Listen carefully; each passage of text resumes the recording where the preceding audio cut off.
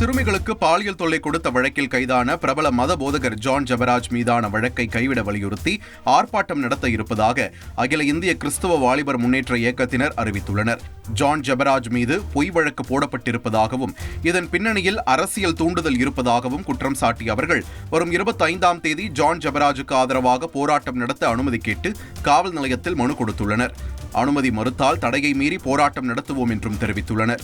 இந்த வழக்கு அவருடைய வளர்ச்சியை பார்க்க முடியாமல் பொறாமையினாலே பிணைக்கப்பட்ட வழக்காக இருக்கிறது. அது மாத்திரம் இல்லாமல் அந்த வழக்கிலே அரசியல் தலையீடு இருப்பதாக நாங்கள் கிறிஸ்தவ மக்கள் சந்தேகிக்கின்றோம். ஆகவே இந்த செயலை கண்டிக்கும் வண்ணமாகவும் இந்த வழக்கை அரசு பரிசீலனை செய்து கொள்ள வேண்டும்.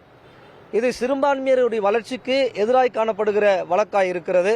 கோவை மாநகரில் செஞ்சிலுவை சங்கத்திற்கு முன்பாக வருகின்ற 25ஆம் தேதி அகில இந்திய கிறிஸ்தவ வாலிபர்கள் முன்னேற்ற இயக்கத்தின் சார்பாகவும் போதகர் ஜான் ஜெபராஜ் அவருடைய ஆதரவாளர்களின் சார்பாகவும் தமிழ்நாட்டில் இருக்கிற அனைத்து மாவட்டத்தினுடைய இருக்கிற அனைத்து ஆதரவாளர்களும் இங்கே கண்டன ஆர்ப்பாட்டம் நடத்த உள்ளோம்.